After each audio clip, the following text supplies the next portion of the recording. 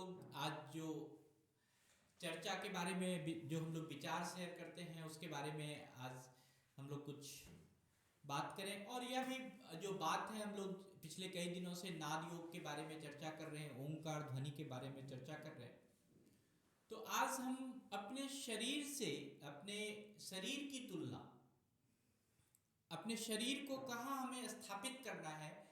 किस जगह पर हमें उस ओंकार ध्वनि में देखना है, उसके बारे में बात करते हैं। और हम लोग सचेतन के माध्यम से कई बार ये बात कर चुके हैं कि हमारा स्थूल शरीर है, हमारे पास सूक्ष्म शरीर है और हमारे पास कारण शरीर है। तो ये जो शरीर, जो हमारा शरीर जो हमें बताया गया है कि हमारे पास 3 प्रकार के शरीर हैं, इस 3 प्रकार के शरीर को समझना बहुत जरूरी है। हमारा जो भगवान ने हमें बनाकर भेजा है, इस 3 प्रकार के शरीर को भी हम अगर जब समझते हैं तो ओम की जो व्याख्या है वो हमें अच्छे से समझ में आ जाती है। और हमें लगता है कि शरीर जो है हमारा एक संकेत मात्र है जिसमें कि ओम की व्याख्या का वर्णन किया गया है। और इसमें हम इसको देख सकते हैं, जैसे मैं कहा कि स्थूल शरीर, तो स्थूल शरीर बड़े अच्छे से हम देख सकते हैं, इसको हम पा सकते हैं। इसमें हमारे इस पूरे शरीर में रज है, वीर्य है, खून है, मांसपेशी है, बहुत पानी है। और यह शरीर जो है अन्न से बढ़ने वाला है। जैसे ही हम अन्न देते हैं, अन्न खाते हैं, तो अन्न की ऊर्जा से हमारा शरीर बढ़ता है। इसमें 5 भूत है, 5 तत्व है, पृथ्वी, अग्नि, वायु, आकाश से ये बना हुआ हमारा स्थूल शरीर है, जो कि बड़े आराम से हम देख सकते हैं। और जब हम इस स्थूल शरीर को देखना चाहते हैं तो हमारा ये जो हम जागृत अवस्था में जब होते हैं, जब हम जगे हुए होते हैं, जब हम हमारा जो हम सोए हुए नहीं होते, तो क्या होता है कि इसमें हमारे बहुत सारे गुण हैं इस शरीर में। रजोगुण है, तमोगुण है, सतोगुण है। तो हमेशा हम रजोगुण से बड़े अच्छे से जो है कि दबे हुए होते हैं इस शरीर में, कि हमारा शरीर कहीं कष्ट में नहीं होना चाहिए, हमारा जीवन कहीं कोई दुख में नहीं होना चाहिए। हम जागृत अवस्था में सारे काम जो है ये स्थूल शरीर से करते रहते हैं। जब हम जगे हैं तो हम इस स्थूल शरीर से कर रहे हैं, सारा काम कर रहे हैं। और जो इस शरीर का ही जन्म और मरण है, ये जो स्थूल शरीर है हमारा, इसका जन्म मरण है, इसमें बुढ़ापा है, इसमें रोग है, इसमें सब कुछ। जो सूक्ष्म शरीर के बारे में हमने बात करते हैं, हम लोग बहुत बार बात करते हैं सूक्ष्म शरीर के बारे में।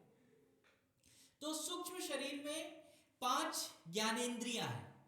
जिसको हम कहते हैं कि किसी से सुनना, बोलना, सुनना, आवाज को हम सुनते हैं, किसी चीज को देखते हैं, किसी चीज को छूते हैं तो उसका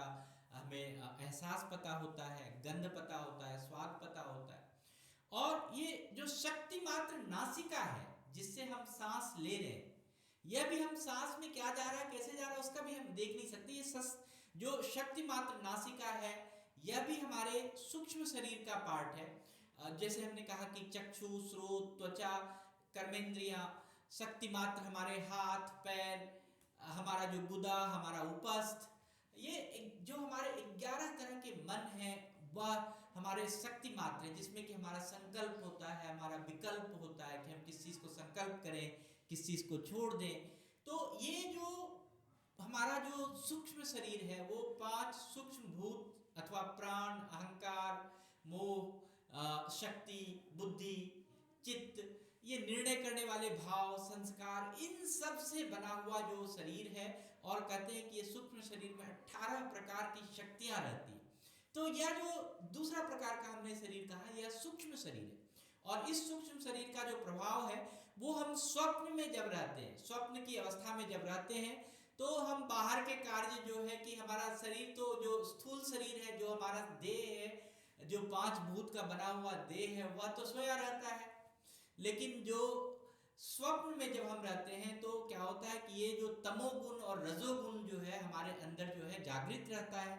और उससे क्या होता है कि हमारा जो मन है वो हमेशा स्मृति, जो भी हम जागृत अवस्था में जो भी हमें स्मृति मिली थी, हमने एक दिन कहा था कि हमारे शरीर के हर अंग में मेमोरी है,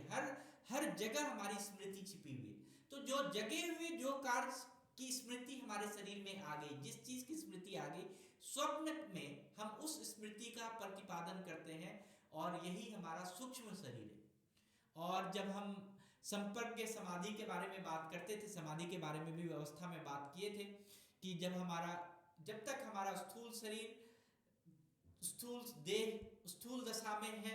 जब तक वह स्थूल दशा बंद करना ना काम कर दे, जब तक हम सूक्ष्म शरीर में हम प्रवेश नहीं करते, तब तक हमारे जो ध्यान और समाधि की बात जो हम करते हैं वह बड़ा थोड़ा सा मुश्किल होता है। तो इसी तरह से क्या होता है कि जब हम स्वप्न में तमोगुण अंधकार से बड़े हमारे कल्पनात्मक दृश्य जो चलते रहते हैं,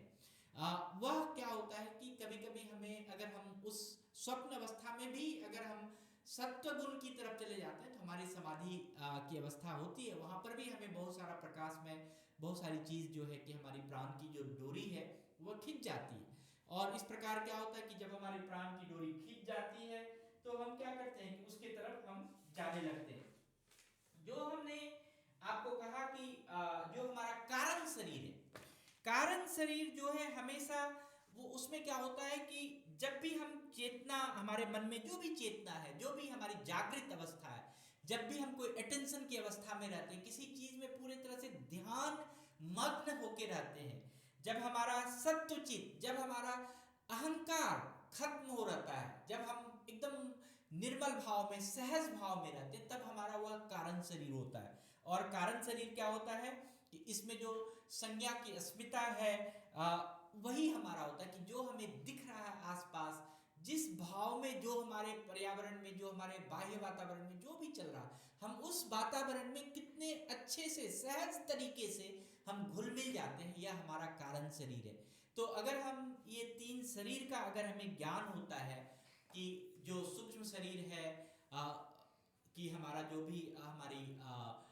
ज्ञानेंद्रियां हैं, जो भी हमारी कर्मेंद्रियां हैं उसके बारे में, और जो स्थूल शरीर है, जो पंचभूत से बना हुआ जो शरीर है, जिसको कि अन्न देते हैं तभी ये शरीर काम करता है, और जो सूक्ष्म शरीर है उसमें जब तक हमारी ज्ञानेंद्रियां काम नहीं करेगी तब तक कुछ नहीं होगा। और जो कारण शरीर है उसमें क्या होता है कि हमें किसी के प्रति घुलना मिलना होता है, किसी में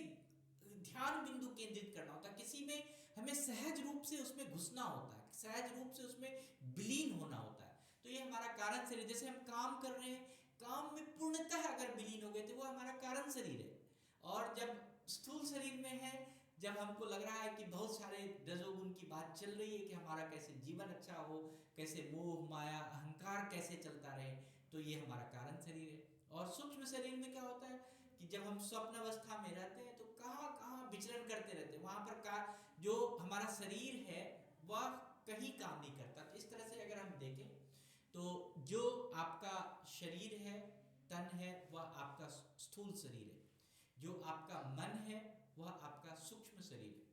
और जो कार्य आप, जो चीज आप बड़े ही सहज भाव से किसी चीज में विलीन हो जाते हैं वही आपका कारण शरीर है। तो जब हम इसको समझ लेते हैं तो हमें ओंकार को समझना और भी आसान हो जाता है। तो हम लोग इस पर थोड़ा सा और चर्चा करेंगे कि ये जो तीनों शरीर है इसमें ओंकार की महत्ता कितनी है, नाद की महत्ता कितनी है, जिससे कि हम अपने जीवन को और भी अच्छे से अच्छा बना सकते हैं और भी अच्छे से सहज तरीके